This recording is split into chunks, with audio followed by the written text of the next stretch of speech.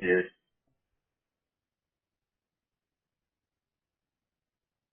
Thank you.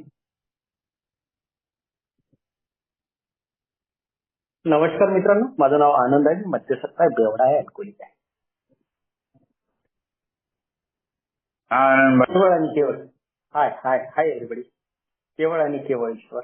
Alcoholic anonymous या जागतिक भातृभाव संघटनेच्या 12 तत्वांचा आध्यात्मिक कार्यक्रम, तो माझ्या क्षमतेनुसार आचरण करण्याचा माझा प्रयत्न, माझा स्पॉन्सर, माझे काही स्पॉन्सर आणि आपल्या सगळ्यांचं प्रेम आहे. यामुळेच आज सकाळपासून पिण्याचा विचारच मनात आला नाही. एक सुखाचं, समाधानाचं, चित्त शांतीचं जीवन जगण्याचा प्रयत्न करतोय आणि जीवन जगायला मजा येत आहे. 10 ऑक्टोबर 2018 ला अल्कोहोलिक अनोनिमसच्या मिटिंगला आलो होतो.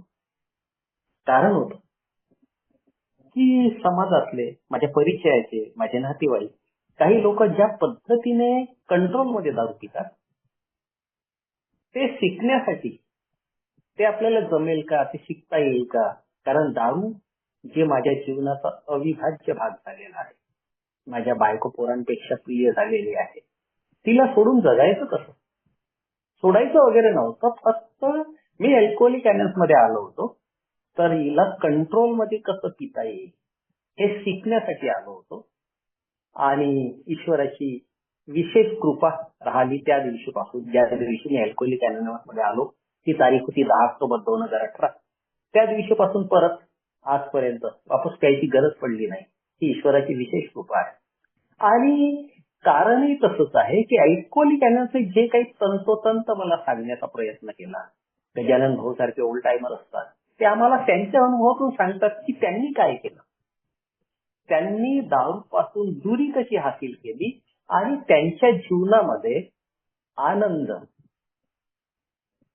कसा आहे, त्यांच्या जीवनात खुशी कशी आहे, त्यांच्या जीवनामध्ये आत्मशांती कशी आहे, आणि ते त्यांनी कशी मिळवली, हे सगळं सांगण्याचा जो प्रयत्न होत होता. आणि सुरुवातीला जो काळ होता, तर मला अल्कोहोलिक अनोनिमस मध्ये आल्यानंतर सर्वात पहिले मोठा प्रॉब्लेम जो होता तो हा होता की मला वाटत होतं की मी मध्यसत्त नाहीये, मी बेवडा नाहीये, मी अल्कोहोलिक नाहीये. कारण ज्या फुटपट्टीने, ज्या स्केलने मी माझं जीवन किंवा माझ्या अस्तव्यस्तता मोजत होतो, त्या चुकीच्या होत्या. That was my old idea. मला वाटत होतं की दारुडे लोक ते आहेत जे रस्त्यावर पडतात, घरी खायला अन्न नाहीये, जगणं असह्य झालेलं आहे, वारंवार ऍक्सिडेंट होतात, दवाखान्यात भरती व्हावं लागतं, परिवार सोडून जातो, आर्थिक घाटा होतो, शरीराचा काही प्रॉब्लेम्स आहे, पॅनक्रियाचा प्रॉब्लेम आहे, ब्रेन हॅमरेज झालेला आहे, किंवा त्याला जलपंडू वगैरे मराठीत आम्ही म्हणतो, असे काही रोग झालेले लोक ते मद्यसक्त असतात किंवा दारुडे आहेत. माझं वय वर्ष आज 54 चालू असताना एकही ऍक्सिडेंट झाला नाही, पडलो नाही, परिवार सोडून गेला नाही, व्यापार छोटा मोठा जो काही करतो तो चालू आहे, मुलं शिकत आहे. मग मी मद्यसक्त किंवा शराबी कसा, हा प्रश्न माझ्या डोक्यात त्यावेळेस येत होता. आणि मी स्वतःला तुमच्यापासून वेगळं करण्याचा प्रयत्न करत होतो. आय एम अ डिफरंट वाला भाग माझ्यासोबत काम करत होता की मैं ऐसा नहीं हूँ यार, ये मेरा प्रॉब्लम नहीं है, बाकी लोगों का हो सकता है. हाँ कभी कभी पी लेता हूँ, हाँ कधी कधी थोडीशी पितो, थोडीशी पितो म्हणजे पितो तर नेहमीच, परंतु कधी कधी जास्त होऊन जाते. आणि जास्त होऊन जाते तर मग पश्चाताप पण येतो की नाही यार, काल मी त्या हेमंत भाऊ सोबत नव्हती प्यायला पाहिजे होती, गजानन भाऊ सोबत जो शेवटचा पॅक घेतला तोच चुकीचा होता, तो नाही घ्यायला पाहिजे होता. म्हणजे मला ती आत्मग्लानी यायची, ती पश्चातापाची भावना यायची की काल मी हेमंत भाऊ सोबत नाही घ्यायला पाहिजे होती, शेवटचा पॅक हेमंत भाऊंनी पिला. आणि तो दोषारोपण मी हेमंत भाऊवर करायचो की हेमंत भाऊंनी मला जर ती जबरदस्ती केली नसती किंवा त्यांनी मला फोर्स केला नसता तर मला जास्त झाली नसती. परंतु मी हे विसरून जात होतो की गजानन भाऊ सोबत पहिला जो पॅक मी पिला तिथं माझं चुकलं हे मी मान्यच करायला तयार नाही.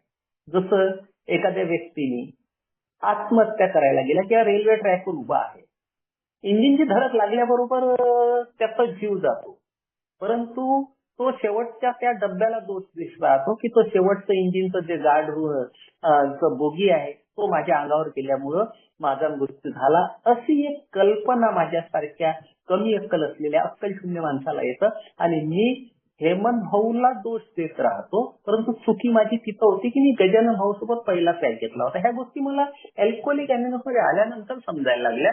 परंतु माझा मुख्य प्रॉब्लेम काय होता की मी तुमच्यापैकी एक नाहीये. म्हणजे मला ह्या सगळ्या अस्तव्यस्तता, ज्याला मी अस्तव्यस्तता म्हणतो, जे ते दारूचे दुष्परिणाम होते. अस्तव्यस्तता अल्कोहोलिक अनोनिमस मध्ये आल्यानंतर कळल्या, परंतु मी दारूच्या झालेल्या दुष्परिणामाला माझ्या अस्तव्यस्तता समजत होतो किंवा माझं तसं झालं नाही असं वाटत होतं.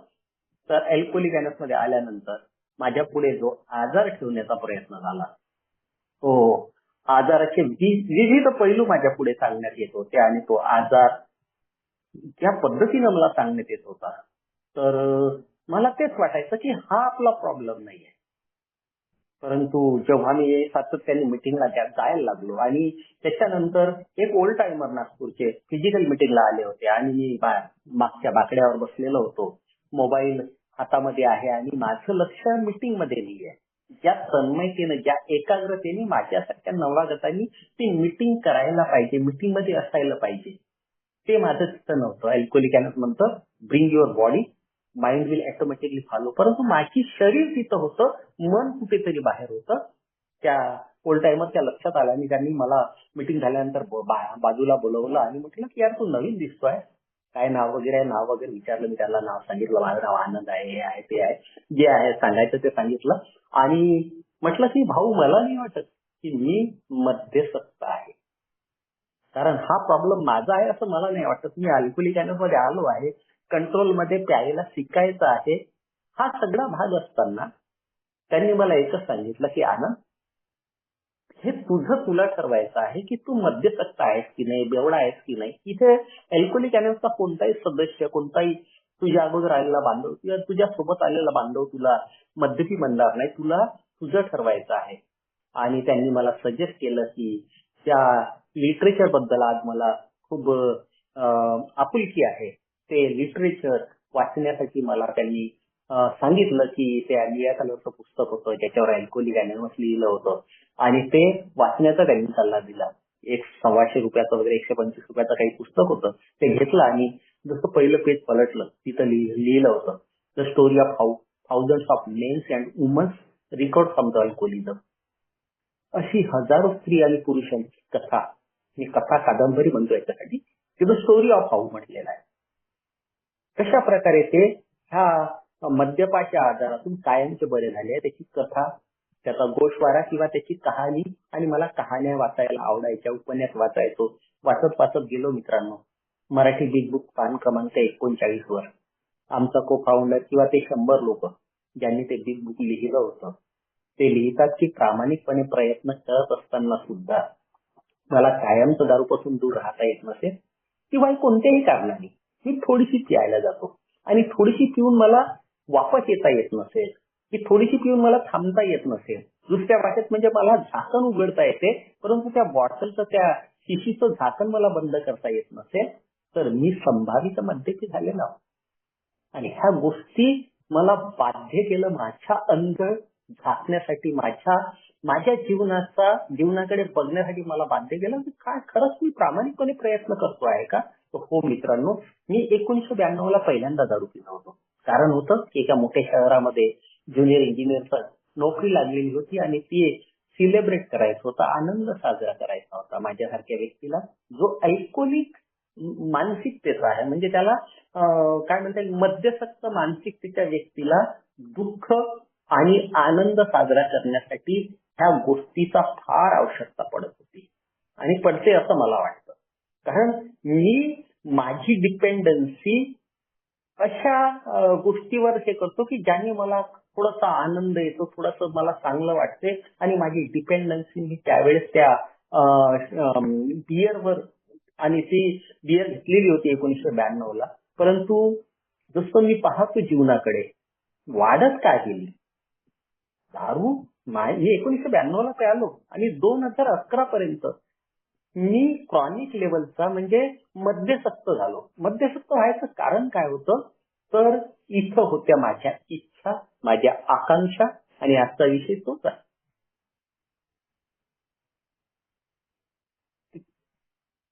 आजचा विषय जर तिसऱ्या पायरीबद्दल जर आम्ही बोलतो आणि बघतो, तर याचा काय सांगण्याचा प्रयत्न होतोय की made a decision to turn our will and our life over the care of God as we understand him.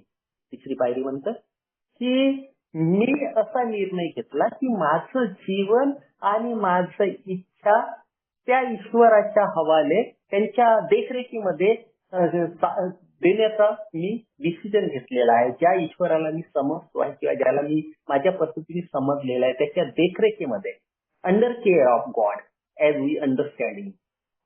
तर काय सांगण्याचा प्रयत्न होते, आणि हा विषय मी जेव्हा सांगतोय तुमच्या पुढे, जर माझे अनुभव ठेवताय, तर कोणत्या इच्छा, कोणत्या आकांक्षा, कोणत्या अपेक्षा होत्या ज्या माझ्या कंट्रोलच्या बाहेर गेलेल्या होत्या, म्हणजे ज्याच्यावर माझा ताबा सुटला होता, आणि त्या इच्छांनी मला माझं जीवन अस्तव्यस्त केलेलं होतं. मला सुद्धा वाटत होतं की 1-2 करोडचं घर माझ्याकडे असावं.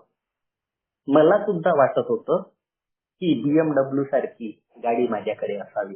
मला वाटत होतं की माधुरी दीक्षित किंवा दिव्या भारती सारखी सुंदर पत्नी आपल्याला असावी. Living upon a basis of unsatisfied demand. I was in a state of continuous frustration and disturbances.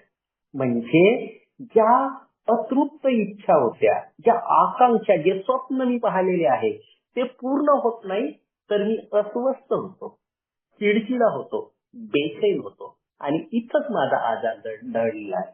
कारण मी इच्छा काय करतो आहे, त्या इच्छा पूर्ण करण्याची ताकद माझ्यामध्ये आहे का ते बघत नाही मी. मी फक्त अपेक्षा करतो, मी फक्त इच्छा बाळगतो, आणि त्याच्यानुसार त्याला आवश्यक असलेली कृती करण्याची ताकद माझ्याजवळ नाही आहे.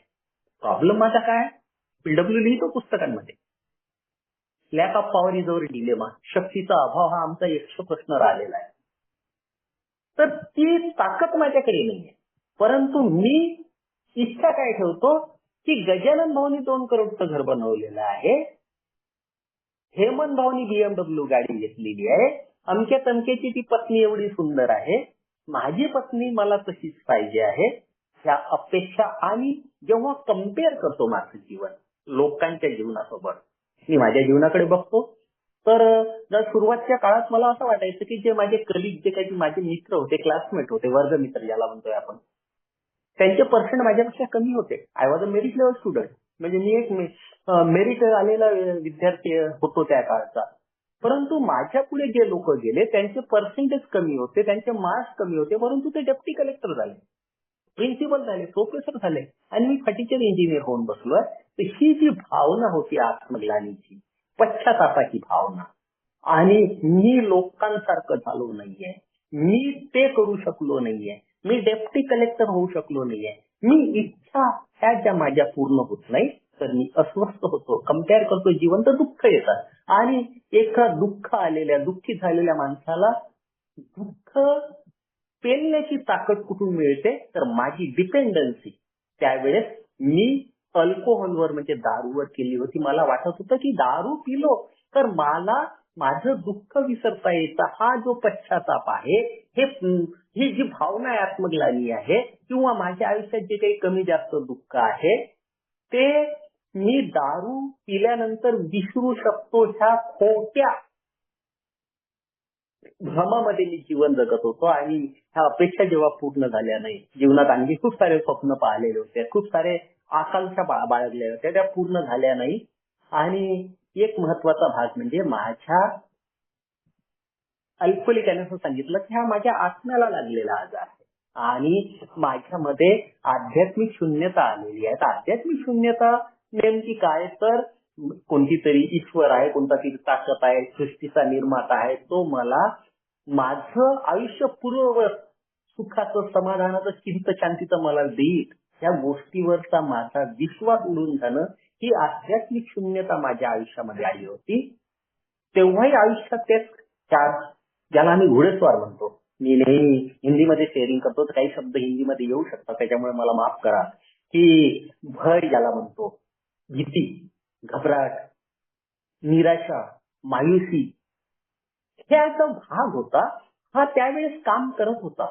आणि हे भय म्हणजे एक उदाहरण सांगायचं गेलं तर मी ज्या पद्धतीने जीवन जगलेलं आहे, माझा व्यापार छोटा मोठा जो काही मी करत होतो, तर उधार किती द्यायचं मला कळत नाही. मी खूप मोठ्या पैशाचं उधार वाटलेलं होतं आणि ते पैसे जेव्हा मिळत नाही मला, तर मला असुरक्षिततेची भावना येते.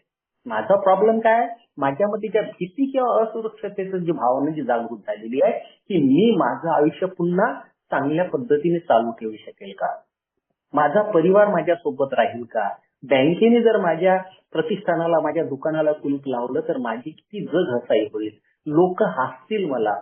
परिवार सोडून गेला तर लोक म्हणजे बाकी लोक काय विचार करतील की आनंद नपुसक तर नव्हता ना, म्हणून याचा परिवार याला सोडून गेला वगैरे. असे शेकडो प्रकारच्या भीत्या जशा जशा वाढत गेल्या मित्रांनो, माझं सीनं वाढत गेलं. आणि सांगण्याचं कारण हे आहे की मी काय करत होतो की मी माझं जीवन माझ्या इच्छेप्रमाणे रेखण्याचा प्रयत्न करत होतो. मी जीवनाकडे आज बघतो ना मित्रांनो, जोपर्यंत माझं आयुष्य माझ्या आई वडिलांच्या हातात, त्यांच्या कंट्रोलमध्ये होतं, तोपर्यंत आयुष्यात ह्या चारही गोष्टी नव्हत्या. भीती नव्हती, घबराट नव्हती, निराश झालेलो नव्हतो, मायूस झालेलो नव्हतो.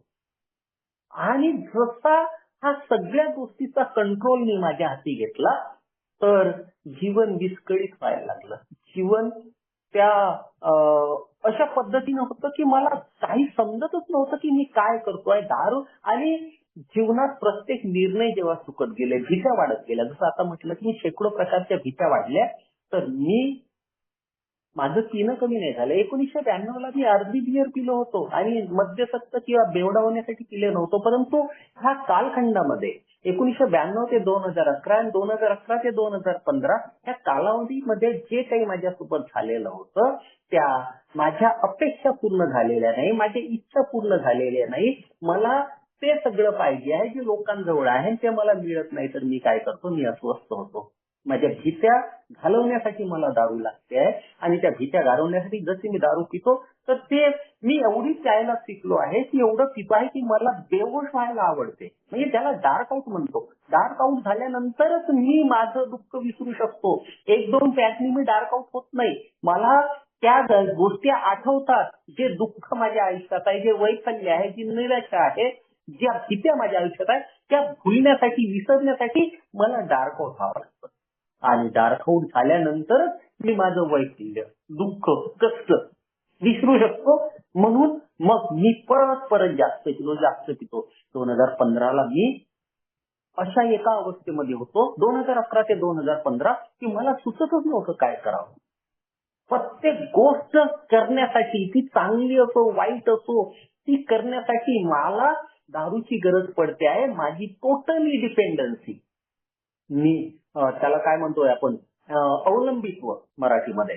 डिपेंडन्सी म्हणजे अवलंबित्व माझं पूर्ण दारूवर गेलेलं आहे. मला दारूशिवाय काहीच सुचत नाही. आणि असाच प्रवास चालू असताना 2015 ला मला काही भीत्या माझ्या आयुष्यात आल्या किंवा वाटायला लागलं की असंच चित्र आलं तर काहीतरी वाईट होईल.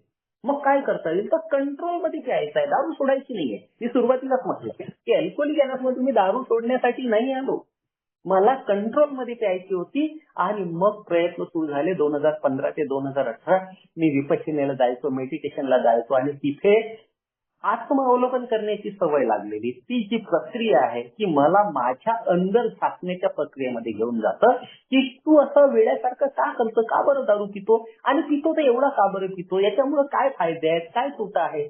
ह्या सगळ्या गोष्टीचं आत्मावलोकन मला त्या मेडिटेशनमुळे किंवा त्या विपश्यनेमुळे व्हायला लागलं. तर काही दिवस मी थांबायचो. आणि हे सगळे प्रयत्न मानवी होते.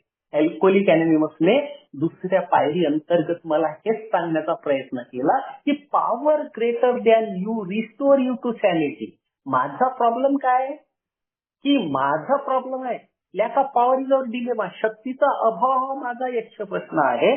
आणि दुसरा माझा काय आहे, तर मला सतत विवेक गेलेला आहे, सॅनिटी ज्याला म्हटलेला आहे. Power greater than us can restore करायची पद्धत.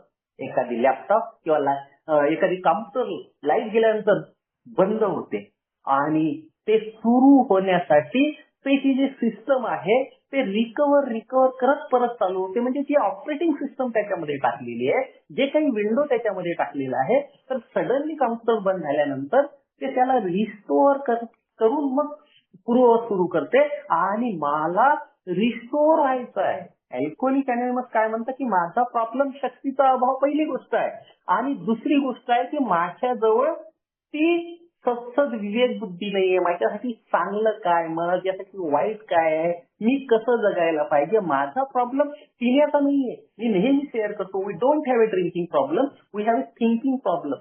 जीवनाला जीवनाच्या पद्धतीने, जीवनाच्या तत्वावर जगणं मला जमलं नाहीये. त्याच्यामुळं अल्कोहोलिक अनॉनिमस मध्ये आल्यानंतर इथे मुख्य प्रॉब्लेम जो होता की मी अल्कोहोलिक नाही आहे हे मला वाटत होतं. आणि सांगण्याचा प्रयत्न हाच होता की बिग बुकच्या पान क्रमांक 39 मराठी आणि हिंदी इंग्रजी 44 वर ज्या गोष्टी माझ्या पुढे ठेवण्यात आल्या की प्रामाणिकपणे प्रयत्न करत असताना सुद्धा मला कायमचं दारूपासून दूर राहता येत नसेल तर मी संभावित मद्यपी झालेलो आहे. थोडंसं प्यायला जातं, थोडंसं पिऊन येऊ शकत नाही. ह्या दोन गोष्टी मी माझ्या जीवनासोबत जेव्हा लावून बघितल्या तेव्हा लक्षात आलं की मी सुद्धा तुमच्यापैकीच एक आहे. आणि तो जो स्वीकार आलेला होता that was from bottom of heart, म्हणजे तो बेंबीच्या देठापासून आलेला स्वीकार होता. आणि पहिल्या पायरीत मला शक्तिहीनतेबद्दल सांगितलं गेलं. मी पॉवरलेस आहे, मी शक्तिहीन आहे. कुठं कुठं मध्यापुढे तर मी शक्तिहीनच आहे, परंतु ज्या काही जीवनात मी काम केलेले आहे, जे काही माझ्या अस्तव्यस्तता झाली आहे, जे काही मी खड्डे खोदलेले आहे, जे काही माझ्या आयुष्यात झालं आहे त्याचं दोषारोपण मला दुसऱ्यावर करायची सवय पडली होती. परंतु अल्कोहोलिक अनॉनिमस म्हणतं की याला कोणी दुसरा जिम्मेदार नाहीये. तुझ्या आयुष्यात झालेली परिस्थिती, तुझ्या इर्द गिर्द असलेले लोक, यांना तू बदलवू शकत नाही, ती परिस्थिती बदलवू शकत नाही. तर मग इथे तुझी शक्तिहीनता तुला मान्य करावं लागेल. आणि मला सांगण्यात येतं की तुझा प्रॉब्लेम फक्त दारू नाहीये. मी अल्कोहोलिक अनॉनिमस मध्ये आलो, दारू थांबली. आणि अल्कोहोलिक अनॉनिमस मध्ये जे छोटे छोटे टूल्स अँड टिप्स माझ्यासारख्या व्यक्तीला दिले गेले, एक दिवसाच्या आधारे प्रामाणिकपणा आहे, मोकळं मन आहे, इच्छेची तयारी आहे, 4 मानवीय भावनांबद्दल बोलल्या जातं, भूक, राग, थकवा आणि एकटेपणा, ह्या गोष्टीवर एक दिवसाच्या आधारे जर मी काम केलं तर माझी दारू थांबते. दारू थांबवणे अल्कोहोलिक अनॉनिमस मध्ये खूप मोठा प्रॉब्लेम नाहीये. माझ्या अनुभवानुसार जर मी पाहिलं तर दारू थांबवणं आमची समस्या नाही. आमची समस्या काय आहे की जी आज माझी दारू थांबलेली आहे, त्या दारूपासून मी दूर झालेला, ती माझ्या मरणाच्या अंतापर्यंत कायम ठेवायची. म्हणजे दारूची दुरी मला 1 वर्षासाठी 2 वर्षाची नाही पाहिजे. दारूची दुरी मला माझ्या मरणाच्या अंतापर्यंत जर ठेवायची आहे तर अल्कोहोलिक अनॉनिमस सांगते की आनंद, तुझ्या ह्या सगळ्या गोष्टीला कारणीभूत जर काही असेल तर तुझ्या नैसर्गिक ज्या प्रवृत्ती आहेत त्याच्यावर तू केलेला अतिरेक. आणि तिसऱ्या पायरीच्या अंतर्गत मला त्या नैसर्गिक प्रवृत्त्या काय आहेत ते बघण्याला बाध्य होते की सुरक्षा प्रवृत्ती, डोक्यावर छत पाहिजे, घालायला कपडे पाहिजे, खायला अन्न पाहिजे, सुरक्षा प्रवृत्ती आहे, प्राण्याला आहे, माणसाला दिली आहे, परंतु किती. त्याच्यानंतर सामाजिक प्रवृत्ती आहे. एखाद्या कुत्र्याला जरी थोडस आपण चोप काढलं तर तो शेपूट हलवतो. त्याच्यात सुद्धा ती भावना आहे की सामाजिक जी प्रवृत्ती आहे ती थोडंसं चांगलं म्हटलं तर बरं वाटते. कुत्र्याला बरं वाटते तर मी माणूस आहे, मला सुद्धा बरं वाटते की गजानन भाऊनी माझी थोडीशी तारीफ केली, हेमंत भाऊनी माझी थोडी तारीफ केली, आणि ती तारीफ हवी हवीची वाटते, चांगलं वाटते, तारीफ व्हायला पाहिजे. परंतु किती तारीफ व्हायला पाहिजे या गोष्टीवर माझा कंट्रोल नाही आहे. त्याच्यानंतर लैंगिक प्रवृत्तीबद्दल तिसरी जी आमची नैसर्गिक प्रवृत्ती आहे, आवश्यक आहे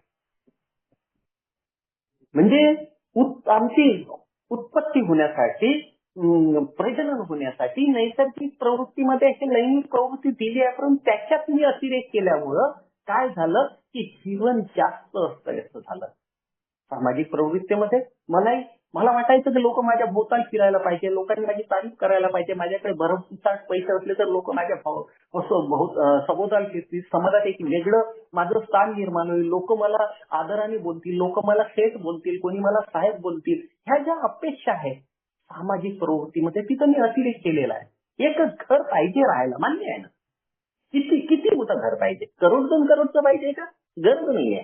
डोक्यावर छत पाहिजे, खायला अन्न पाहिजे, घालायला कपडे पाहिजे, आवश्यक आहे. परंतु मी जर तिथं थांबलो असतो तर मला दारू प्यायची आणि एवढी प्यायची गरज नसती पडली. माझ्या तिसरी पायरी काय म्हणते की made a decision to turn our will and our life over the care of God as we understand him. म्हणजे माझा प्रॉब्लेम मला शोधावा लागेल. BW लिहितो पुस्तकांमध्ये, we have to find out the root cause of our disease. आणि माझ्या आजाराचं मूळच माझ्या इच्छा आणि आकांक्षामध्ये दडलेलं आहे. पुस्तकांमध्ये लिहितो BW, problem of alcoholic is oriented in his mind rather than his body. म्हणजे माझ्यासारख्या मध्यस्थ व्यक्तीचा खरी समस्या माझ्या मन मस्तिष्कामध्ये दडलेली आहे. माझ्या शरीरामध्ये 7 वर्ष, काही महिने, 9 महिने, 10 महिने होत आहे दारू पिली नाही, पण माझ्या मन मस्तिष्कामध्ये काय चाललं आहे, मी कशा अपेक्षा ठेवतो, कशा इच्छा घेऊन बाळगतोय, हा माझा प्रॉब्लेम आहे. तर इथं मला माझ्या अस्तव्यस्तेकडे मला शक्तींच्या सांगण्यात आली. मग मला सांगण्यात आलं की तुझ्या अस्तव्यस्ता तू बघ, तर काय होते की जीवन जगणं तुला जीवनामध्ये वैफल्य आहे, लोकांसोबत संबंध चांगले ठेवता येत नाही, भीती आयुष्यात आलेली आहे, निराशेची भावना आलेली आहे, उपयुक्त शून्यता तुझ्या आयुष्यामध्ये आलेली आहे, लोकांच्या कान येण्याची भावना तुझ्यातून निघून गेली आहे, स्वतःचं भलं करण्याची ताकद तुझ्याजवळ राहिली नाही, निराश झालेला आहे, थकलेला आहे, हारलेला आहे. प्रॉब्लेम तुझा शोधण्याचा आहे. मी आताच म्हणत होतो की we don't have a drinking problem, we have thinking problem. तर माझी समस्या फक्त पिण्याची नाही आहे. पिणं हे माझं बाह्य लक्षण आहे. व्याख्या जेव्हा बघतो अल्कोहोलिझमची, alcoholism is a outward manifestation of inner conflict म्हटलं गेलं आहे, की म्हणजे मद्यपाश हा माझ्या आंतरिक संघर्षाचं बाह्य प्रकटीकरण आहे. तर आंतरिक संघर्ष काय होता, ते गजानन भाऊंनी 2 करोडचं घर बनवलं, ते हेमंत भाऊंनी BMW गाडी घेतली, ते त्याची बायको तेवढी सुंदर आहे, ते त्याला गर्लफ्रेंड चांगली मिळाली. अपेक्षा, इच्छा, आणि हा रूट कॉज जर पाहतो तर इथं माझं गुण. आणि दुसऱ्या पायरी अंतर्गत मला म्हटलेलं आहे, मी माझ्या अस्तव्यस्तता मान्य केल्या, मी माझी शक्तिहीनता मान्य केली, त्याच्यातून बाहेर निघण्यासाठी. पण मला अशा बाहेर निघण्यासाठी काय पाहिजे आहे, तर मला पाहिजे आहे सत्सद विवेक. आणि तो मला कोण देऊ शकतो, तर मला माझ्यापेक्षा उच्च शक्ती. आणि अल्कोहोलिक अनस मध्ये असं बाइंडिंग पण नाहीये की तू तुझ्या ह्या देवाला मान की ह्या उच्च शक्तीला मान. इथं गॉड ऑफ युअर अंडरस्टँडिंग म्हटलंय की जे तुला पटते. यार अल्कोहोलिक अनस मध्ये मी आलो सुरुवातीला आणि तुम्हा लोकांनी जे सांगितलं, गजानन भाऊ सारख्या ओल्ड टाइममध्ये जे सांगितलं त्याचं अनुकरण करायला लागलो, त्यांचा हात पकडला, तर त्यांना ईश्वर मानायला सुरुवात केली. अल्कोहोलिक अनसच्या मीटिंगला ईश्वर मानायला सुरुवात केली. मला इथं काही बॉन्डिंग नव्हतं की आनंद तुला ह्याच देवाला मानायचंय, त्याच देवाला मानायचंय.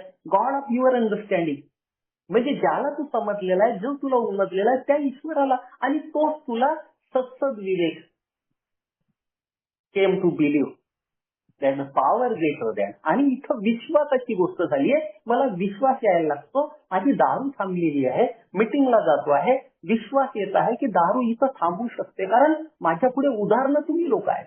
तुमची 12 वर्ष झाले थांबली आहे, त्यांची 20 वर्ष झाले, ते 25 वर्ष झाले ते नाही पिले, त्यांचं 12 वर्षाची सोब्रिटी आहे, त्यांचं 30 वर्षाची सोब्रिटी आहे. हे लोक जर दारूपासून दूर राहू शकतात आणि कशामुळं, तर अल्कोहोलिक अनसच्या मीटिंगमुळं. अल्कोहोलिक अनसच्या मीटिंगला येतात. अल्कोहोलिक अनसचा कार्यक्रम 12 तत्व वगैरे मला माहित नव्हते. 12 कदम काय आहे ते सुरुवातीला मला काही घेणं नव्हतं, परंतु माझ्यात तो विश्वास तयार झालेला होता की यांचं अनुकरण केलं, मीटिंगला आलं तर माझी दारू थांबू शकते. हा आशावाद, हा विश्वास तयार झाला. आणि मग मला सांगण्यात आलं की you have to find out the root cause of your disease. तर लक्षात यायला लागलं की माझी दारू तर थांबलेली आहे, 3 महिने झाले, 4था महिना चालू आहे. मग माझा प्रॉब्लेम काय, मी खुश का नाहीये, मी आनंदी का नाहीये, happy free and joyous life मी का जगत नाहीये, कुठं प्रॉब्लेम आहे, का बरं त्या आयुष्यामध्ये परत तेच चालू आहे, भीती आहे, घबराट आहे, निराशा आहे, मायुसी आहे, दारू थांबली आहे ना. तर मला सांगण्यात येतं की हा तुझा जो प्रॉब्लेम आहे ना, तर तू आपल्या जीवनामध्ये त्या इच्छाशक्तींचा वापर करून जो तू हैदोष मांडलेला आहे, तुझ्या नैसर्गिक प्रवृत्तीवर जो तुम्ही कंट्रोल सोडलेला आहे, त्याच्यामुळे तुझं जीवन अस्तव्यस्त झालेलं आहे. आणि ह्या जीवनाची घडी व्यवस्थित करण्यासाठी तुला एक निर्णय घ्यावा लागेल. आणि तोच निर्णय 3ऱ्या पायरी अंतर्गत येतो, made a decision to turn our will and our life over the care of God. देवाच्या काळजीमध्ये, त्याच्या देखरेखीत ज्या पद्धतीने आम्ही त्याला समजलेला आहे, उमजलेला आहे, ज्या पद्धतीने आम्ही त्या देवाला समजलेला आहे, त्याच्या दिशानिर्देशनात, त्याच्या केअर टेकिंग मध्ये मला माझं जीवन आणि इच्छा द्यायच्या आहेत आणि डिसिजन घ्यायचा द्यायचंय म्हणजे पूर्ण देत नाही मी इथं. मला फक्त हा डिसिजन घ्यायचा आणि तसं करून बघायचा आहे. आता मग माझ्यासारखा व्यक्ती एवढ्या लवकर एखाद्या गोष्टीवर विश्वास ठेवतो का? माझा मुख्य प्रॉब्लेम काय? मी एक तर सेल्फ सेंटर्ड आहे, माझ्यामध्ये प्रचंड अहंकार भरलेला आहे, माझ्यामध्ये प्रचंड आत्मविश्वास आहे, आय विल रन राईट ची भावना आहे माझ्यामध्ये, मुझे आता है, I have potential, I have capacity, I have efficiency. हा सगळा माझा आयचा भाग आहे ना. मी शिकलेला मला समजते, बाकी लोक मला काय सांगतील. हा 10वी शिकलेला किंवा हा बिना शिकलेला माणूस मला काय सांगू शकतो, तो काय शेअरिंग करणार आहे, त्याला कुठं पुस्तकं त्यांनी वाचले, त्यांनी कुठं लिटरेचर वाचलंय, तो मला कसं सांगू शकतो. माझ्यातला हा खोटा अहंकार मला वाकूच देत नाही. आणि अल्कोहोलिक अॅनस म्हणतं की made a decision to turn your will and live to the care of God. आता अल्कोहोलिक अॅनसने असं नाही म्हटलं की तुम्ही आनंद तू त्या रामाला भगवान म्हण, त्या बुद्धाला भगवान म्हण, किंवा त्या कृष्णाला भगवान म्हण, किंवा त्या गुरु गोविंद साहेबांना भगवान म्हण, तू महावीर साहेबांना महावीरांना भगवान म्हण. नाही म्हटलं, गॉड ऑफ युअर अंडरस्टँडिंग. आणि मला तिथं स्वातंत्र्य दिलं. माझ्यासारख्या व्यक्तीला जेव्हा स्वातंत्र्य मिळते तेव्हा मला बरं वाटते, कारण स्वैराचार करणं माझी आदत राहिलेली आहे. इच्छांचा सैराट ज्याला म्हणतो, अशा इच्छा माझा कंट्रोल राहत नाही आणि ते मला आवडते की मला माझं जीवन माझ्या इच्छेने चालवायचं आहे. मी नेहमी म्हणतो की मेरे मन को भाया मैंने कुत्ता काट के खाया. कारण मला तसं पाहिजे ना. मी म्हणतो ना, मला समजते ना, बायकोनी माझ्या मतानुसार वागावं, पोरांनी मी सांगितलेले डिसिजन घ्यावे, मी त्यांनी तसं करावं. मुलांनी मित्रांनी एक अनुभव शेअर करतो की माझा मुलगा इंजिनिअरिंग म्हणजे 12वी पास झालेला होता आणि मला वाटत होतं की त्याने सुद्धा माझ्याच फॅकल्टीमध्ये, म्हणजे जसं मी सिव्हिल इंजिनियर आहे तर त्यांनी सिव्हिल इंजिनिअरिंग करावी, त्याच्यात खूप बूम आहे वगैरे. मी सांगण्याचा खूप प्रयत्न केला. माझ्या मुलांनी नाही ऐकलं. मला माहित आहे म्हणजे तुमच्या क्षेत्रामध्ये काय आहे, तर त्यांनी दुसरं ठेवलं, इंजिनिअरिंग घेतलं पण दुसरं. आणि मित्रांनो, जेव्हा त्याचं इंजिनिअरिंग झालं आणि एका व्यक्तीने, जो माझा भाचा होता, त्यांनी माझं ऐकलं, त्यांनी सिव्हिल इंजिनिअरिंग घेतलं. त्याची परीक्षा रिझल्ट लागल्याबरोबर काही महिन्यात त्याला रेल्वेचा जॉब मिळाला. रेल्वेमध्ये तो ज्युनियर इंजिनियर म्हणून नियुक्त झाला आणि माझ्या मुलाला नोकरी मिळाली नव्हती. तर त्यावेळेची माझी अवस्था होती, मी त्यावेळेस मुलाला म्हणायचं, अरे मेरी सुनता ना, मला किती समजते, मला किती ज्ञान आहे, सिव्हिल इंजिनिअरिंग मध्ये बूम आहे, ह्या फील्ड मध्ये असं आहे तसं आहे, तू माझं ऐकलं असता तर तुला सुद्धा आज नोकरी मिळाली असती. पहा, त्याला, माझ्या भाच्याला नोकरी मिळाली, त्याने माझं ऐकलं आणि तू ऐकलं नाही. त्यामुळं हा जो भाग आहे ना, मला सगळं माझ्या मतानुसार पाहिजे. आणि तसं जेव्हा होत नाही तर मी चिडचिड करतो. मी लोकांसोबत माझे संबंध खराब होतात. माझा मुलगा असला तरी काही दिवस मला त्याचा प्रचंड राग यायचा. प्रॉब्लेम कशामध्ये आहे? तर प्रॉब्लेम आहे माझ्या इच्छा आणि आकांक्षामध्ये, की मला असं पाहिजे, मला जास्त समजते, मी एवढं आयुष्य काढलेलं आहे, माझं शिक्षण तुमच्यापेक्षा जास्त आहे, माझ्याजवळ अनुभव जास्त आहे, तर मी माझ्या इच्छा रेटण्याचा प्रयत्न करतो आणि तिथंच गोष्टी, जीवन जगताना तिथंच गोष्टी झाली, तिथंच माझा घात झाला. अशा ज्या काही त्या तर अल्कोहोलिक अॅनस मध्ये आल्यानंतर मला हे सांगण्यात येत होतं की आनंद, तुला हे काय करायचं आहे, काय करायचं आहे, तर आता तुला मनमानी करून नाही चालणार आहे. ह्या मनमानीमुळे तुझं जीवन अस्ताव्यस्त झालेलं आहे, तू प्रचंड प्यायला लागलेला आहे, तुझ्या जीवनामध्ये ह्या सगळा जो काही खड्डे खोदल्या गेलेले आहे ना, तर ते तुझ्या इच्छा आकांक्षाचा जो सैराट तुम्ही केलेला आहे त्याच्यामुळे झालेला आहे. आणि याला जर मॅनेज करायचं आहे, याला जर कंट्रोल करायचं आहे, हे अस्ताव्यस्त त्याच्या वाढलेले आहे, याला कंट्रोल जर करायचं आहे, तुम्ही स्पॉन्सर घेतलेलं होतं, स्पॉन्सरनी 3 गोष्टी मला सांगितल्या आणि कसं करायचं.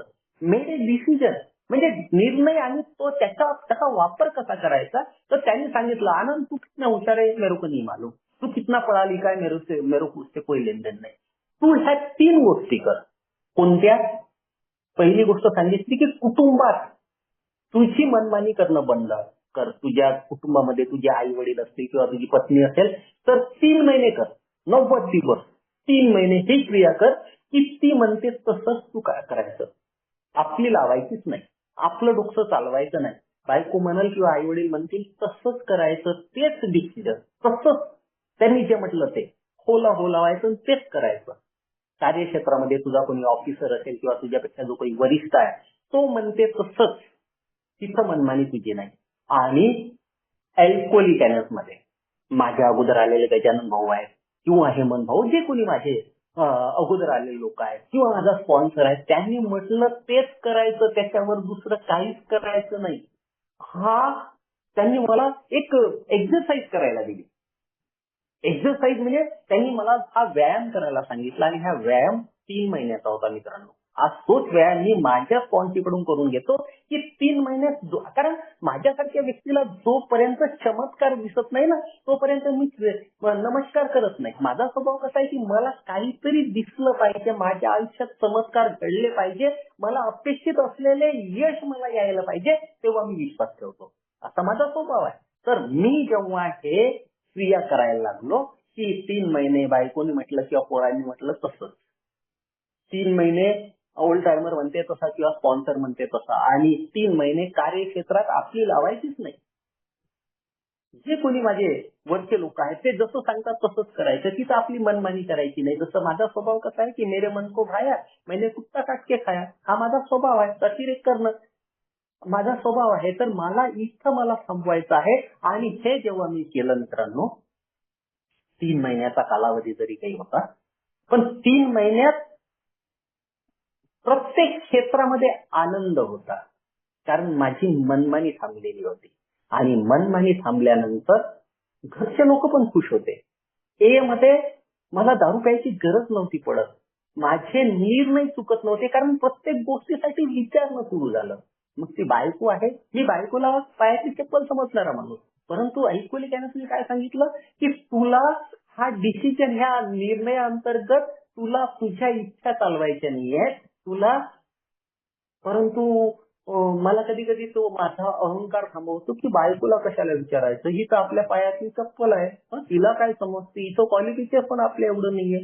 हा जो भाग होता माझा अहंकार, माझा आत्मविश्वास, माझं जे आत्मकेंद्रित आहे, हे मला सगळं करण्यासाठी थांबवायचा, खोटा अहंकार ज्याला म्हणतो, हे थांबवायचा. परंतु अल्कोहोलिक म्हणतो की हे तिसरी पायरी तेच सांगण्याचा प्रयत्न करते, तू तुझा भूतकाळ जर बघशील ना तर भूतकाळ याच्यामुळे तुझा खराब झालेला आहे, तू दारुडा याच्यामुळे झालाय की तुम्ही तुझ्या इच्छा आकांक्षा आपल्या पद्धतीने चालवण्याचा प्रयत्न केला, तिथं तुला प्रॉपर डायरेक्शन नव्हती. अल्कोहोलिक मध्ये जेव्हा गॉड हा शब्द मी ऐकला आणि याचा अर्थ मला जेव्हा समजून सांगितला, गुड ऑर्डरली डायरेक्शन म्हणजे गॉड आहे.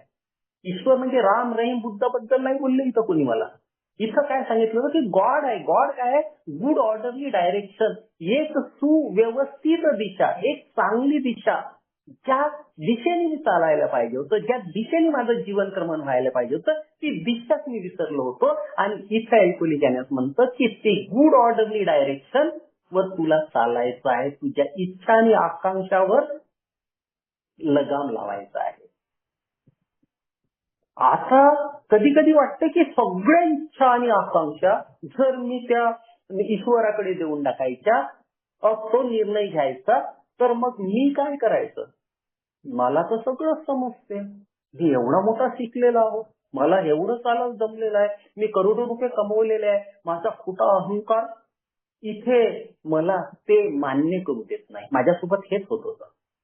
तिसरी पायरी प्रॅक्टिस करताना माझा अहंकार एवढा वाढलेला होता, कारण अल्कोहोलिक कार्यक्रम म्हणतात मित्रांनो, जो ईश्वराला मानतो त्याच्यासोबत त्याच्यासाठी काम करतो, जो ईश्वराला मानत नाही त्याच्यासाठी काम करतो, म्हणजे त्याच्या उपयोगी पडतो. परंतु जो व्यक्ती, माझ्यासारखा व्यक्ती स्वतःला ईश्वर समजतो, त्याच्यासाठी अल्कोहोलिक कार्यक्रम काम नाही करत. आणि अशीच व्यथा माझी सुरुवातीच्या काळामध्ये होती, जेव्हा मी तो त्या याच्यातून चक्रव्यूहातून बाहेर निघालो होतो. स्वइच्छांचा घोळ ज्याला म्हणतो ना, बॉन्डेज ऑफ सेल्फ, माझ्या इच्छा, माझ्या आकांक्षा, माझं स्वत्व, मी मेरे को आता आहे, आणि ह्या मीच्या बंधनातून बाहेर निघत नव्हतो. त्याच्यामुळं भीत्या होत्या, घबराट होती, निराशा होती, मायुषी होती आणि जीवन दारू थांबली आहे तरी जीवन जगणं कठीण झालेलं होतं. कारण हॅपी फ्री अँड जॉय ज्याला म्हणतो ते जीवनच नव्हतं. दारू थांबली आहे ना, मग माझा प्रॉब्लेम जर दारू आहे तर मग मी खुश असायला पाहिजे, आत्मशांती असायला पाहिजे, समाधान असायला पाहिजे, परंतु नव्हतं मित्रांनो. परंतु स्पॉन्सरने जेव्हा तो 3 महिन्याचा कालावधी माझ्याकडून करून घेतला तेव्हा जे रिझल्ट माझ्या पुढे आले ना, तर घरात शांतता होती, एए मध्ये दारूपासून दुरी मिळत होती आणि कार्यक्षेत्रात भरभराट यायला लागली होती. कारण मनमानी थांबली होती. लोक काय म्हणतात, माझे क्लायंट काय म्हणतात, त्यांना काय अपेक्षित आहे, त्यांचं ऐकायचं, ते म्हणतात तसं करायचं. क्लायंट समाधानी झाला माझा जेव्हा क्लायंट किंवा ज्याला कस्टमर म्हणतो तो जर समाधानी आहे तर तो मला पैसे देताना विचार नाही करत. मग मी जे फीज त्याला सांगितली आहे, जे माझी काही फीज आहे तो खुशीने देतो आणि माझी मौखिक तारीफ करतो, ज्याला आम्ही ओरल ऍडव्हर्टाइजमेंट म्हणतो. म्हणजे तो सांगतो की नाही आनंद चांगलं काम करतो, आनंद ऐकतो, आनंद समजून सांगतो, आनंद मला जे काही सांगायचं आहे ते समजून घेतो आणि समजून घेतल्यानंतर जो रिझल्ट येतो मित्रांनो खूप चांगला असतो. त्याच्यामुळं आपोआप पैशामध्ये वृद्धी, धंदा वाढायला लागला, ए मध्ये सोब्रिएटी वाढायला लागली आणि घरामध्ये शांतता, जी माझी मनमानी मी थांबवली होती त्याच्यामुळे घरात शांतता होती. परंतु अल्कोहोलिक अनॉनिमस म्हणतं की नुसतं एवढंच करून चालणार नाही. ही जी आहे हे डिसिजन आहे आणि इथं काय तिथं कृती सांगितली. विश्वास, श्रद्धा म्हणजे श्रद्धा ही कृतीशिवाय मृतवत आहे असं मराठीमध्ये लिहिलेलं आहे पुस्तकामध्ये. तर मला कृती काय द्यायची आहे की मला 3 महिने फक्त रिझल्ट आला म्हणून 3 महिन्यात माझ्या इच्छा आणि जीवन त्या ईश्वराच्या मर्जीने किंवा त्याच्या काय म्हणतात अंडरटेकिंग मध्ये नाही काय, त्याच्या केअर मध्ये नाही ठेवायचं आहे. तर मला अल्कोहोलिक अनॉनिमस म्हणतं की हा कार्यक्रम जीवनभराची जीवन पद्धती आहे. डिसिजन घेतलेला आहे आणि मला 3 महिन्याचा फायदा पण झालेला आहे, सुख शांती मिळते आहे, परंतु एवढाच कार्यक्रम नाही. अल्कोहोलिक अनॉनिमस इथून कृतीचा कार्यक्रम सुरू होतो, ज्याला आम्ही पायरी क्रमांक 4 ते 9 म्हणतो. आणि काय आहे तर cool examination of damages occur during the life and sincere effort to look after them with approved perspective. BW म्हणतो की मला पूर्ण प्रामाणिकतेने, पूर्ण इमानदारीने, पूर्ण निर्भयतेने माझ्या जीवनाचं आत्मावलोकन करायचंय, जीवनाचं अवलोकन करायचं आहे आणि शोधायचं आहे की माझं काय चुकलं आहे. What is the root cause of my disease, माझ्या आजाराचं मूळ कारण काय आहे ते शोधण्यासाठी मला कृती करावं लागेल. आणि म्हणूनच म्हणतात की हा जो तिसरी पायरीच्या जेव्हा सुरुवात मी करतो तर आपोआप इथं जे डिमांड मला केल्या गेलेली आहे, इथं मला इच्छाशक्ती मागितली आहे, विलिंग टू चेंज. म्हणजे कसं जीवन जगायचं, पीत मरायचं किंवा नाही पित आहे ड्राय ड्रंकचं जिंदगी जगायची की एक सुखाचं समाधानाचं चित्तशांतीचं जीवन जगायचं. आता हा डिसिजन मला कामी येणार आहे त्याच्यासाठी की हा प्रवास जो मला करायचा आहे. कारण माझी आता इथं मला लक्षात आलं की माझी समस्या फक्त दारू नाहीये, माझी समस्या माझा आंतर्गिक संघर्ष आहे. आणि आंतर्गिक संघर्षामध्ये काय आहे, माझा स्वार्थ आहे, माझी आत्मकेंद्रितता आहे, माझ्यामध्ये असलेल्या भीती आहे आणि माझा अविवेकीपणा आहे. मला लोकांच्या भावनांची कदरच नाहीये, मला लोकांच्या जिम्मेदारीची जाणीवच नाहीये, त्यांच्या अधिकाराची मला जाणीव नाही. मी अविवेकशील माणूस आहे. माझे प्रॉब्लेम काय आहे, माझ्यात काय आहे तर ते ज्याला घमंड म्हणतो, ज्याला ईर्ष्या म्हणतो, ज्याला लालच म्हणतो, ज्याला वासना म्हणतो आपण, ज्याला पेटूपण म्हणतो, ज्याला ईर्ष्या म्हणतो, ज्याला राग म्हणतो, ज्याला रिझेंटमेंट म्हणतो, ज्याला आळस म्हणतो, हा माझा प्रॉब्लेम आहे. माझ्यामध्ये असलेले 68 प्रकारचे म्हणजे अल्कोहोलिक अनॉनिमस मला जे चारित्र्य दोष सांगण्याचा प्रयत्न केला ते अबकडे 4 प्रमाणामध्ये 68 आहेत, म्हणजे 68. आणि जेव्हा मी माझं आत्मावलोकन केलं त्याच्यामध्ये मला माझे दोष 28 दिसले. माझ्या स्पॉन्सरने हायलाइट केलं की आनंद ये तेरा प्रॉब्लेम आहे, ये तेरा प्रॉब्लेम आहे, हे तुझं आहे, हे तुझं आहे, तुझं आहे, ते तुझं आहे. मला तेव्हा लक्षात आलं की माझा प्रॉब्लेम दारू नाहीये फक्त, माझा दारू पिणे हे माझं बाह्य लक्षण होतं. माझा अंतर्गत संघर्ष जो चालला होता, ज्या इच्छा, आकांक्षा, अपेक्षा ठेवून मी जीवन जगत होतो, त्या पूर्ण होत नाही म्हणून मी अस्वस्थ होतो, मी चिडचिडा होतो. मग मला काय करायचंय, याचं मूळ कुठं आहे? मी जेव्हा माझ्या भीतीकडे बघितलं, तर स्पॉन्सरने ज्या पद्धतीने मला त्या भीतीचा चार्ज मला दिला, तर तिथं सुद्धा 68 प्रकारच्या भीत्या होत्या, ज्या की बिनाकामाच्या होत्या, आवश्यक नव्हत्या. परंतु त्या वेगवेगळ्या शेकडो प्रकारच्या भीत्या मी सुरुवातीला म्हटलं, तर मी ज्या पद्धतीने त्या भीतीकडे बघितलं तिथं 68 होत्या. आणि मला माझा प्रॉब्लेम फक्त दारू आहे हे असं वाटत नव्हतं. कारण मी माझं आत्मावलोकन केल्यानंतर त्या लोकांच्या जे मला राग येत होता, त्यांच्याबद्दल जे मी रिसेंटमेंट किंवा खुन्नस जे मी पाळलेली होती, त्याचे कारण जेव्हा शोधण्याचा प्रयत्न केला ना, तिथं असुरक्षिततेची भावना होती, माझ्या भीत्या होत्या, डर होता की मी माझं जीवन चांगल्या पद्धतीने चालवू शकेल का? लोकांनी माझी उदारी डुबवली नसती तर मला हा प्रॉब्लेम कशाला झाला असता? मी घरात जे सुख समाधान पाहिजे आहे, जे वैभव, जे संपत्ती मला पाहिजे आहे, तर लोकांनी माझे एवढे पैसे डुबवले नसते तर माझे हाल खूप चांगले असते किंवा मी चांगला खुश असतो. तर मला लक्षात यायला लागलं की प्रत्येक गोष्टीच्या मागे माझ्या भीत्या दडलेल्या आहेत, माझी असुरक्षिततेची भावना दडलेली आहे. आणि इथं मी त्या माझ्या पद्धतीने रेटण्याचा प्रयत्न करत होता की मला जीवन असं असं पाहिजे आहे, मला 1-2 करोडचं घर पाहिजे आहे, मला माधुरी दीक्षित सारखी सुंदर बायको पाहिजे आहे, BMW गाडी पाहिजे. का बरं मोटरसायकल चालू शकत नव्हतं? एका 2 किंवा 3 रूमच्या घरमध्ये तू आनंद तुझं जीवन चालू शकत नव्हतं? खायला बासमती राईसच कशाला पाहिजे? त्या स्वस्त धान्य दुकानातून जर तांदूळ आणले तर त्याने तुझं भूक जाणार नाही का? मला नीड आणि वॉन्ट मधला फरकच कळत नव्हता मित्रांनो. माझा प्रॉब्लेम माझ्या इच्छा आहेत आणि ह्या इच्छाचा अनावर झालेल्या इच्छा माझ्या रसाला कारण आहे. तर म्हणून इथं अल्कोहोलिक अनॉनिमस म्हणतं की मला तो डिसिजन घ्यावाच लागेल की मला माझा प्रॉब्लेम काय आहे, तर मला माझ्या स्वइच्छांचा जो अतिरेक आहे तिथं बंधन लावावं लागेल. आणि ईश्वराची इच्छा माझ्यासाठी काय आहे? आता माझ्यासारख्या व्यक्तीला ईश्वर इथे तिसऱ्या पायरीचं जर म्हटलं आहे की God as we understand him, म्हणजे तिथं मला गॉड पूर्ण समजलेला नाही, ईश्वर मला इथं समजलेला आहे. तुम्ही फक्त एक कल्पना दिली की तू कोणालाही ईश्वर मानू शकतो. जसं मी सुरुवातीला आताच म्हटलं, गुड ऑर्डरली डायरेक्शन म्हणजे गॉड, एक सुव्यवस्थित सुनिश्चित दिशा म्हणजे ईश्वर जर आहे, तर त्याला तो इथं नाव मला माहित नाही, मी त्याला समजलेलो नाही. पण ईश्वर हा अल्कोहोलिक अनॉनिमसचा कार्यक्रम ईश्वरापासून सुरू होऊन ईश्वरावरच संपतो असं ओल्ड टायमर म्हणतात. पुस्तकात सुद्धा मी बघितलेलं आहे. माझ्या जीवनात जेव्हा मी हा कार्यक्रमात इम्प्लिमेंटेशन म्हणजे त्याचा वापर करायला लागलो, तर लक्षात यायला लागला की ईश्वराला शोधण्याच्या व्यतिरिक्त इथं काहीच नाहीये. आणि ईश्वर तो लोक म्हणतात ज्या समाजाने धर्माने सांगितलेला तो ईश्वर नाही. इथं यांनी जे सांगितलेलं आहे की चांगल्या तत्वांची एक मूठ म्हणजे ईश्वर आहे, सद्गुणाचं पुंज म्हणजे ईश्वर आहे. ईश्वर म्हणजे मला कोणतं नाव नाही सांगितलं यांनी, राम, रहीम, बुद्ध आणि याच्याबद्दल नाही बोललं अल्कोहोलिक अनॉनिमस.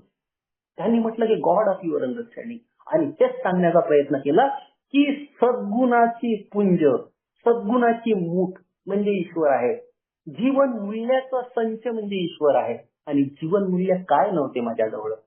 कशामुळे मी राहुडा झालो, तर माझ्यामध्ये एक्सेप्टन्स नव्हतं, स्वीकार नव्हता. जीवन जसं आहे तसं स्वीकार करण्याच्या ज्या ती अपेक्षा मला त्यावेळेस त्या अपेक्षा नसत्या वाढल्या. त्यावेळेस जे काही गरिबी होती किंवा ज्या पद्धतीचं जीवन होतं किंवा जे काही खाण्यापिण्यापुरते माझ्याकडे पैसे होते त्याच्यात मी समाधान मानलं असतं तर मला राहुडा करण्याची गरजच नसती पडली. तर मला स्वीकार पाहिजे, मला विश्वास पाहिजे, मला श्रद्धा पाहिजे. जीवन मूल्यापासून दूर झालेलो होतो. मला प्रामाणिकपणा समजायला लागला अल्कोहोलिक अनॉनिमस मध्ये आल्यानंतर. मला धैर्याचा अर्थ समजायला लागला. मला इच्छाशक्ती काय आहे, विनम्रता काय, आणि एक तिसरी पायरी सुरुवातच त्या इच्छाशक्तीपासून होती. याला बेस दिलाय. जोपर्यंत मी डिसिजन घेत नाही, आतून येत नाही, हे गोष्ट की नाही यार मी माझ्या पद्धतीने जीवन चालवलं तर नाही जमू शकत किंवा नाही जमलंय मला माझ्या जीवनाकडे जेव्हा बघतो, मागे वळून जेव्हा पाहतो, तर तसं जीवन ज्या पद्धतीने चालवलं तिथं मी प्रत्येक वेळेला घाटा खाल्लेला आहे किंवा प्रत्येक वेळेला काहीतरी वेगळंच झालेलं आहे. सुख समाधान नाहीये तिथं. तर अल्कोहोलिक अनॉनिमस म्हणतं की आता तुला समजत नाही, तुझ्याजवळ किती तू शिकलेला आहे, किती तुला अक्कल आहे ते बाजूला ठेवून दे. इथे अल्कोहोलिक अनोनिमसच्या मीटिंग मध्ये बोलतात की तुम्ही जोडे चप्पल घालून आले तरी चालेल, परंतु डोकं बाहेर ठेवून या. तर हे डोकं माझं सर्वात मोठं घातक आहे. मला सगळं समजते असा मी आव आणतो, पण मला समजत काहीच नाही. जर मला सगळं समजलं असतं तर बेवडा झालो नसतो, दारुडा झालो नसतो. तर इथं मला काय करायचं आहे, तर मी जेव्हा माझ्या जीवनाकडे बघतो तर माझा प्रॉब्लेम फक्त दारू नाहीये हे लक्षात आलं. आणि हे चारित्रिक दोष, ज्या जीवनमूल्याची गोष्ट मी आता करत होतो, इच्छाशक्तीबद्दल, विनम्रतेबद्दल. आणि विनम्रता काय आहे नेमकी, तर विनम्रता मला समजावं लागेल. मी विनम्रता म्हणजे लोकांची हाजीजी करणं, त्याच्या एखाद्याच्या पाया पडणं, याला विनम्रता समजत होतो. अल्कोहोलिक अनोनिमसनी हा जो विनम्रतेची व्याख्या माझ्या पुढे ठेवली. आणि काय व्याख्या आहे, की मी जसा आहे तसा स्वतःला स्वीकार करणं. आता माझ्यात चारित्रिक दोष आहे, मी खराब माणूस आहो, माझ्यात काही चांगुलपणा पण आहे. मी जसा आहे तसा स्वतःला स्वीकार करायचा आहे. आणि आणखी महत्वाची गोष्ट म्हणजे की मला याच्यातून बाहेर निघण्याचा प्रयत्न करायचा आहे. मी चारित्रिक दोषांनी भरलेला 28 आत्ताच मी सांगितले, 28 चारित्रिक दोष माझ्यामध्ये आहे. परंतु हे 28 चारित्रिक दोष घेऊन जर मी जगत राहिलो तर होऊ शकते उद्या किंवा परवा दारूचा ग्लास माझ्या हाती येईल. कारण माझे रूट काऊज, माझे मुख्य समस्या तिथेच आहे. तेच माझे मूळ कारण आहेत. मी दारुडा बनण्याचे कारण काय, तर मला काय करायचं आहे की त्या ईश्वराला आणि ते विनम्रतेचा अर्थ मला समजून घ्यावा लागेल. आता विनम्रता आणखी एक अर्थ आहे, तर सातत्याने आत्मावलोकन करणे आणि जिम्मेदारीची जाणीव ठेवून जिम्मेदाऱ्या पूर्ण करत राहणे. आता माझी जिम्मेदारी काय आहे की तसंच एक त्याला ड्राय ड्रग म्हणजे सुका बेवडा त्याला म्हणतो आपण, म्हणजे काय म्हणतात त्याला मराठीमध्ये काय शब्द आहे की कोरडा मद्यपी एक त्या बॉम्ब सारखं जीवन जगते. म्हणजे तो असा एक व्यक्ती आहे, अल्कोहोलिक यांच्या पुस्तकांमध्ये जे आढळते की तो एक तीन काढलेला बॉम्ब आहे. तो केव्हा कुठेही फुटू शकतो, तो घरात फुटू शकतो, तो समाजात फुटू शकतो, तो अल्कोहोलिक मध्ये फुटू शकतो. तर अल्कोहोलिक मध्ये मला समजायला पाहिजे की मी आत्मावलोकन केल्यानंतर मी असं नाही जगू शकत. असं जगलो तर मी विध्वंस करणार आहे स्वतःच्या आयुष्याचा, लोकांच्या भावनांसोबत खेळणार आहे, लोकांच्या जीवनामध्ये परत दुःख तयार करणार आहे. मी समाजाचा घटक नाही बनू शकत, मी चांगला व्यक्ती नाही बनू शकत. मला काय करावं लागेल की मला त्या आत्मावलोकन केल्यानंतर जिम्मेदारीची जाणीव ठेवून जिम्मेदाऱ्या पूर्ण करत राहावं लागणार आहे. तर जिम्मेदाऱ्या माझ्या कौटुंबिक आहेत. आता परत मला बिंग अ सिटीजन अगेन जर बनायचं आहे तर मला आता ईश्वराची इच्छा माझ्यासाठी काय. आतापर्यंत मनमानी केली मी, डिसिजन घेतला तिसऱ्या पायरीमध्ये, परंतु हा डिसिजन आता कृतीमध्ये उतरावा लागेल. आणि कृतीमध्ये कसं की माझे आत्मावलोकन केल्यानंतर माझे चारित्रिक दोष मला दिसले, माझ्या जिम्मेदाऱ्या मला समजल्या, काय करायला पाहिजे. मुलांचं भविष्य आहे, या बायकोसाठी काही कर्तव्य आहे, समाजाचा मी घटक आहे, समाजाचं काही देणं घेणं लागतो. अल्कोहोलिक अनोनिमसनी मला एवढी मोठी सोबरायटी दिली, 7 वर्ष 9 महिने काही दिवस जे झाले, एवढं मला अल्कोहोलिक अनोनिमस मध्ये नसतो गेलो तर मी आतापर्यंत माझा फोटो टाकला असता. ही कृतज्ञतेची भावना, मग मला माझी जिम्मेदारी काय, तर मला थोडासा वेळ द्यावा लागेल. काल परवा गजानन भाऊचा फोन आला, आनंद तुम्हाला वेळ आहे का. अल्कोहोलिक अनोनिमससाठी वेळ काढावा लागेल. आहे राहत कोणाच जवळ नाहीये, परंतु दारू प्यायसाठी मला 2 तास बार मध्ये बसायची इच्छा होत होती, ती माझी इच्छा होती. आता ईश्वराची इच्छा काय की आता आनंद तुझा थोडासा वेळ, तुझी थोडं बुद्धी कौशल्य, तुझ्या खिशात 4 आठाने असतील, जे काही 1-2 रुपये असेल, त्याचा उपयोग नवागत बांधवासाठी करायचा आहे. आता इथं डिसिजन तेव्हा घेतला होता, इच्छा आता ईश्वराची इच्छा माझ्यासाठी काय आहे, ईश्वराची इच्छा मला समजावं लागेल. त्याच्या इच्छेनं चाललो तर मी जीवन चांगल्या पद्धतीने जगू शकतो. तर ईश्वराची इच्छा हेच आहे. ईश्वर माझ्या आयुष्यात तेव्हा काम करणार आहे जेव्हा मी ईश्वराचं काम करेन. मी 7व्या पायरी अंतर्गत मी ईश्वराला एक निर्णय करतो 6व्या पायरी की ह्या याच्यासोबत मी जगू शकत नाही, हे मला सोडावं लागेल. आणि ईश्वराला प्रार्थना करतो, ईश्वरा हे सगळं जे आहे माझं चांगलं वाईट तू घेऊन टाक आणि तू मला तुझ्या पद्धतीने तू जीवन जगण्यासाठी मार्ग दाखव.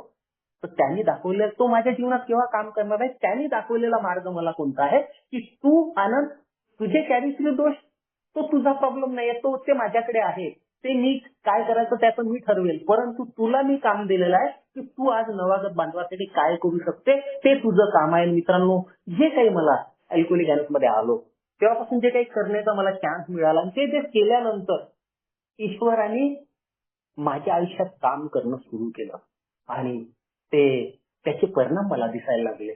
मला जसं मी याच्याबद्दल बोलत होतो, जीवन मूल्याचा संचय म्हणजे ईश्वर आहे. तर जसं विश्वास आहे, जशी स्वीकार आहे, विश्वास आहे, प्रामाणिकपणा आहे, श्रद्धा आहे, धैर्य आहे, इच्छाशक्ती आहे, विनम्रता आहे, ह्या सगळ्या गोष्टी, त्याच्यानंतर स्वातंत्र्य आहे, संयम आहे, दान पारमिता ज्याला म्हणतो, दान देण्याची प्रक्रिया आहे, दृढता आहे, प्रेझरवन्स आहे, ह्या सगळ्या जीवन मूल्याचा संचय, त्याची मूठ म्हणजे ईश्वर आहे. आणि याची प्राप्ती मला तेव्हा कळते की जेव्हा हा प्रवास मी करतो. डिसिजन घेतला होता, परंतु आता त्या डिसिजनवर थांबायचं, मला प्रवास करायचा आहे, कृतीचा कार्यक्रम आहे आणि कृती करत करत जेव्हा पुढे येतो तर ईश्वर मला माझ्या आयुष्यात काम करण्याची प्रचिती आली आहे. मित्रांनो, माझा वैयक्तिक अनुभव आहे की ज्या पोरांच्या भविष्यासाठी मी स्ट्रगल करत होतो, ज्या चांगल्या जीवनासाठी मी अपेक्षा करून करत होतो, ईश्वराने माझ्या ते झोळी खुशानी भरून दिली आहे. दोन्ही मुलं फॉरेनमध्ये शिकवू शकलो, त्यांना फॉरेनमध्ये जॉब मिळाला, खूप मोठ्या पैशाचे कामं करतायत. आयुष्यात सुख समाधान आलेलं आहे. परंतु कशामुळे आलं तर मी माझी मनमानी बंद केली. ईश्वराने जे सांगण्याचा जे माझ्या पुढे प्रयत्न केला, मला 11व्या पायरी अंतर्गत मला ईश्वराची इच्छा समजायला लागते. जेव्हा मी प्रार्थना करतो तर ती प्रार्थनेचं स्वरूप बदलून जाते. मला स्वतःसाठी प्रार्थना नाही करायची आहे, तर आज जे कोणी दुःखात आहे त्यांच्यासाठी प्रार्थना करायची आहे. चिंतन करतो आणि चिंतनात मला ईश्वराची आज्ञा काय आहे माझ्यासाठी ते समजते की मी काय करायला पाहिजे, काय नाही करायला पाहिजे. एक सिक्स सेन्स ज्याला म्हणतो, छटा इंद्रिय जागृत होते. जर आम्ही सातत्याने आध्यात्मिक प्रगती करत राहिलो तर येणाऱ्या धोक्याची आणि येणाऱ्या फळाची सुद्धा आम्हाला चाहूल लागते. याला सिक्स सेन्स ऑफ म्हणजे म्हणतात.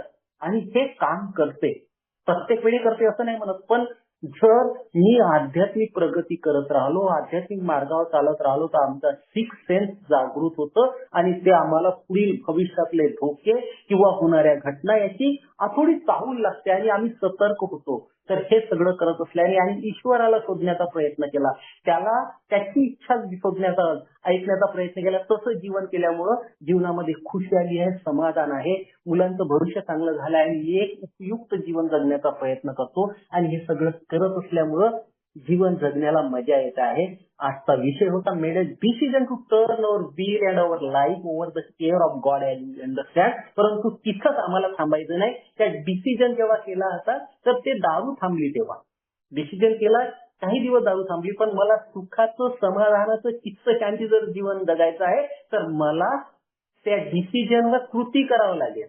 आणि ती कृती केल्यानंतर ईश्वराची प्राप्ती होते आणि ईश्वराची प्राप्ती तत्वाच्या माध्यमातून होते, जीवन मूल्याच्या माध्यमातून होते. आणि मी आताच म्हटलं की ईश्वर एक सद्गुणाचा पुंज आहे, एक मूठ आहे. ते सद्गुण जेव्हा माझ्यामध्ये येतात तर आपोआप जे दुर्गुण माझा प्रॉब्लेम होता ते हळूहळू कमी व्हायला लागतात. आज मी म्हणणार नाही पूर्ण भीत्या गेल्या, मी म्हणणार नाही मला लोकांचा राग येत नाही, आहे कमी जास्त, पण त्याची तीव्रता कमी झाली आहे, कारण ईश्वराला जीवनात काम करू देण्याचा प्रयत्न करतोय. आता पैठणला गेलो होतो आणि पैठणला जाताना मला गाडी चालवायची काय गरज आहे, ड्रायव्हर मिळते, गाडी घरी स्वतःची आहे. जेव्हा मी त्याच्या हाती गाडी दिली तर मी रात्रभर प्रवास करताना सुखाने झोपू शकलो, बसू शकलो, टेन्शन नव्हतं डोक्यावर. असंच मला जीवन जगताना माझी स्टेअरिंगवर ईश्वराला बसवायचं आहे, मला त्याच्या साईडला बसलं तर जीवन जगणं अगदी सुसह्य होते आणि चांगल्या प्रतीचे चांगलं जीवन जगता येतं. आणि हेच करण्याचा प्रयत्न करतो, त्याच्यामुळे त्याचा विचार येत नाही. Thank you everybody.